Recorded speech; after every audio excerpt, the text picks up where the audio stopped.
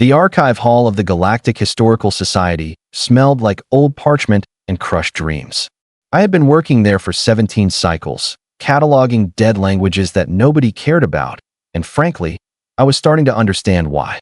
My name is Kelvin Thross, senior linguistic archivist, and I was having the worst day of my extremely boring life.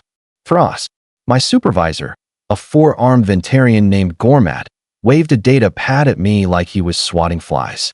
We've got a human requesting access to the Terran Ancient Scripts collection. Building 6. Go deal with it. I groaned.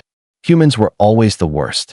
They asked too many questions, touched things they shouldn't, and had this irritating habit of being right when you desperately wanted them to be wrong. The human was waiting in reading room 12 when I arrived. He looked disappointingly normal. Medium height, dark hair that needed cutting, wearing one of those ridiculous Earth jackets with too many pockets. His name tag read Marcus Webb, cultural anthropologist. Mr. Webb. I set down my scanner with what I hoped was an authoritative thunk. You requested materials on Kylosian script? I'm afraid that's quite impossible. He looked up from his tablet, and I noticed his eyes had that unsettling directness that humans always seem to have. Like they could see right through your professional facade and into your soul. Creepy. Impossible? That's funny, because your database says you have 12 volumes.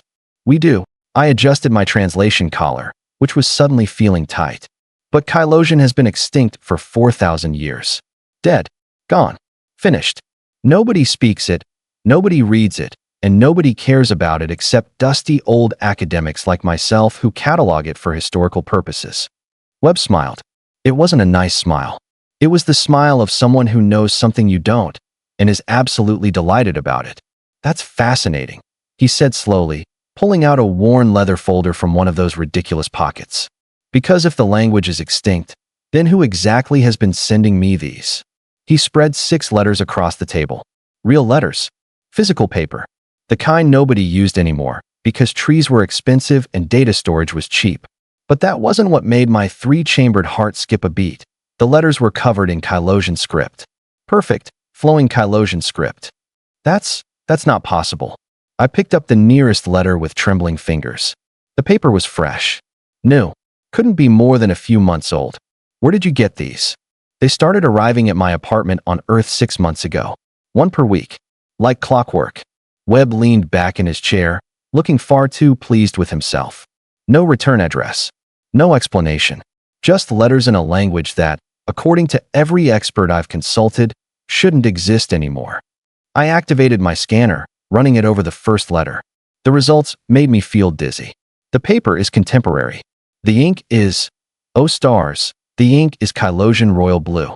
That particular mixture hasn't been produced in 4 millennia, because the flower it's made from went extinct when Kylos Prime was destroyed. And yet, Webb said cheerfully, here we are. I read the first letter, then the second, then the third. My translator was working overtime, and my brain was starting to hurt. These are personal letters. Someone is writing about their daily life, complaining about the weather, discussing what they had for breakfast. I looked up at Webb in disbelief. Someone out there is using an extinct language to write mundane diary entries and mailing them to a random human anthropologist? Not so random, Webb corrected. I wrote my dissertation on Kylosian cultural practices. It got published in some obscure academic journal that approximately 7 people read. I'm guessing whoever is sending these letters was one of those 7 people. But Kylosians are extinct. The entire species died when their sun went supernova. So the official records say. Webb's expression turned serious. But what if they're wrong? What if someone survived? What if there's a Kylosian out there, alone, trying to reach someone who might understand? The implications were staggering. A surviving Kylosian would rewrite everything we knew about the cataclysm. It would be the archaeological find of the millennium. It would also be incredibly dangerous because certain parties, certain governments, had very specific reasons for wanting the Kylosian people to stay extinct. We need to trace these letters, I said, my academic curiosity finally overwhelming my natural caution. Find out where they're coming from. Webb grinned. I was hoping you'd say that. Because the 7th letter arrived yesterday, and this one is different. He pulled out another envelope. This one was sealed with actual wax, stamped with a symbol I recognized from my years of cataloging, the Kylosian glyph for help. My hands were shaking as I opened it.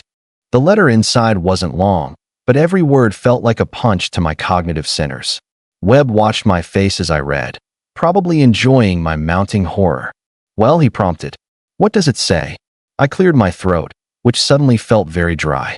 "It says," and I quote, "If you're reading this with archivist Thross, tell him I remember when he cataloged volume 7 incorrectly.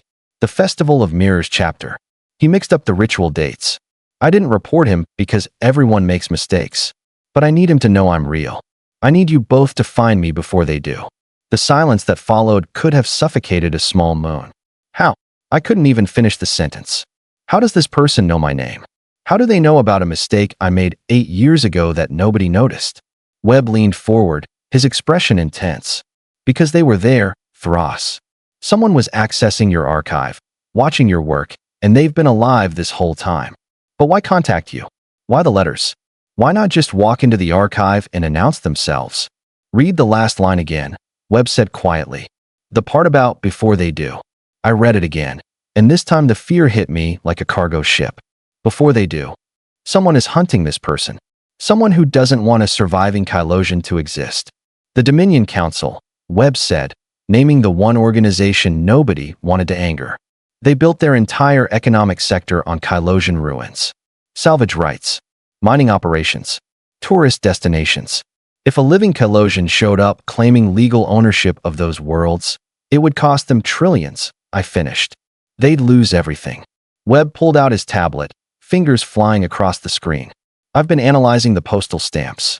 The letters are being routed through 14 different systems, but I've managed to narrow down the origin point to somewhere in the outer reaches.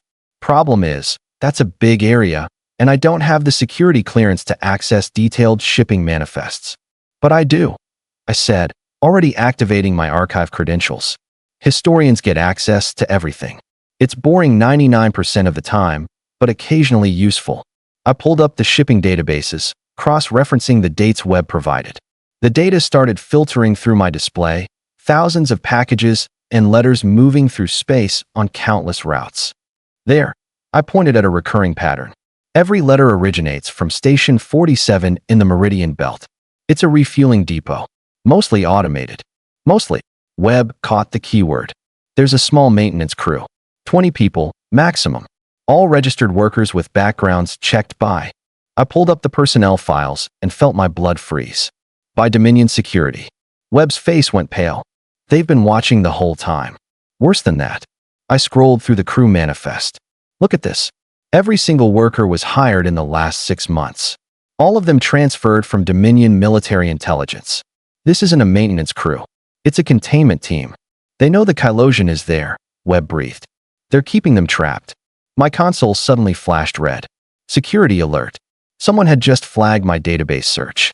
Within seconds, my communication channels started flooding with priority messages from people I'd never heard of, all demanding to know why I was accessing classified shipping routes. "We need to leave," I said, grabbing the letters and shoving them back into Webb's folder.